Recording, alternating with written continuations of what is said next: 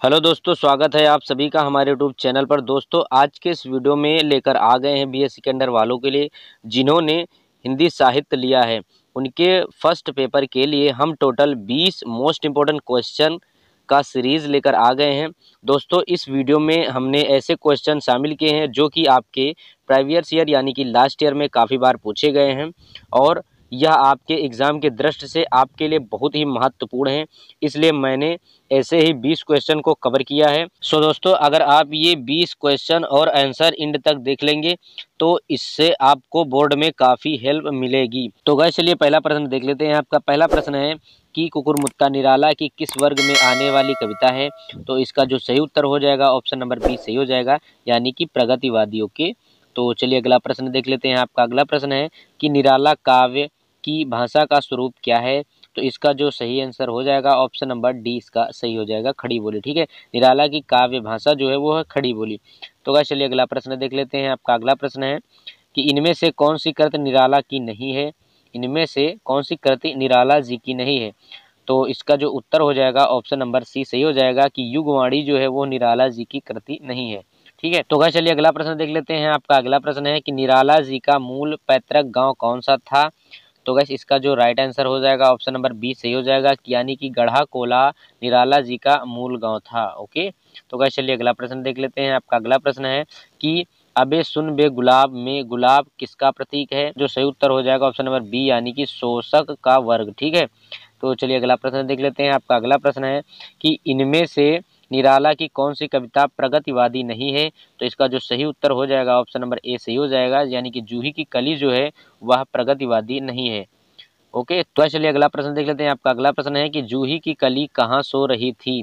जूही की कली कहाँ सो रही थी। तो इसका जो सही उत्तर हो जाएगा ऑप्शन नंबर बी सही हो जाएगा कि विजन वन वल्लरी पर। ओके, तो चलिए अगला प्रश्न देखते हैं। आपका अगला प्रश्न है कि पवन रूपी नायक ने क्या निष्ठुरता जूही की कली के साथ की। तो इसका जो सही आंसर हो जाएगा ऑप्शन नंबर सी सही हो जाएगा कि गोरे कपोल मसल दिए। ओके, तो गाइस चलिए अगला प्रश्न देख लेते हैं। आपका अगला प्रश्न है कि संध्या सुंदरी की तुलना कवि ने किससे की है। कि जो संध्या सुंदरी की तुलना है वह ऑप्शन नंबर ए सही हो जाएगा, यानी कि परी से की है। ओके, तो गाइस चलिए अगला प्रश्न देख लेते हैं। आपका अगला प्रश्न है कि संध्या सुंदरी के काले घुंघराले केसों में क्या गुथा हुआ था। संध्या सुंदरी के काले घुंघराले केसों में क्या गुथा हुआ था। तो इसका जो सही उत्तर हो जाएगा ऑप्शन नंबर सी सही हो जाएगा, यानी कि एक तारा। ओके, तो चलिए अगला प्रश्न देख लेते हैं। आपका अगला प्रश्न है कि बादल राग कविता का मूल स्वर क्या है। तो इसका जो सही आंसर हो जाएगा कि बादल राग कविता का जो मूल स्वर है इसका सही आंसर हो जाएगा ऑप्शन नंबर ए, यानी कि क्रांति की भावना। ओके, चलिए अगला प्रश्न देख लेते हैं। आपका अगला प्रश्न है कि निराला अनगढ़ पारस के भारी शिलाखंड है, यह कथन इनमें से किस आलोचक का है। तो गाइस, इसका जो सही उत्तर हो जाएगा ऑप्शन नंबर बी सही हो जाएगा कि महादेवी वर्मा का है। ओके, तो चलिए अगला प्रश्न देख लेते हैं। आपका अगला प्रश्न है कि हिंदी में मुक्त छंद का प्रयोग सर्वप्रथम करने का श्रेय किसको है। तो गाइस, इसका राइट आंसर हो जाएगा ऑप्शन नंबर बी, यानी कि निराला जी को। ओके, तो गाइस चलिए अगला प्रश्न देख लेते हैं। आपका अगला प्रश्न है कि निराला की जीवनी इनमें से किसने लिखी है। तो गाइस, इसका जो राइट आंसर हो जाएगा ऑप्शन नंबर सी, यानी कि रामविलास शर्मा जी ने निराला जी की जीवनी लिखी थी। ओके, चलिए अगला प्रश्न देख लेते हैं। आपका अगला प्रश्न है कि निराला जी कहाँ रहते थे। निराला जी का स्थान यानी कि गृह स्थान क्या था। तो इसका जो राइट आंसर हो जाएगा ऑप्शन नंबर ए सही हो जाएगा, इलाहाबाद में। ओके, तो गाइस चलिए अगला प्रश्न देख लेते हैं। आपका अगला प्रश्न है कि सरोज स्मृति किसको आधार बनाकर निराला ने लिखा। तो गाइस, इसका जो राइट आंसर हो जाएगा ऑप्शन नंबर ए सही हो जाएगा, यानी कि पुत्री सरोज की मृत्यु। ठीक है, तो चलिए अगला प्रश्न देख लेते हैं। आपका अगला प्रश्न है कि हिंदी साहित्य में महाप्राण किस कवि के लिए प्रयुक्त होता है। तो गाइस, इसका जो राइट आंसर हो जाएगा ऑप्शन नंबर सी, यानी कि निराला। ओके, तो गाइस चलिए अगला प्रश्न देख लेते हैं। आपका अगला प्रश्न है कि निराला की वह प्रसिद्ध कृति कौन सी है जिसमें उन्होंने सर्वहारा की अत्यधिक प्रशंसा और धनिकों की सर्वाधिक निंदा की है।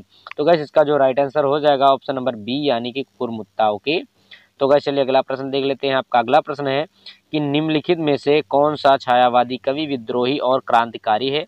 तो इसका जो राइट आंसर हो जाएगा ऑप्शन नंबर बी, यानी कि सूर्यकांत त्रिपाठी निराला जी हैं। ठीक है, तो गाइस चलिए अगला प्रश्न देख लेते हैं। आपका अगला प्रश्न है कि सूर्यकांत त्रिपाठी निराला को निराला उपनाम किस पत्र के द्वारा मिला।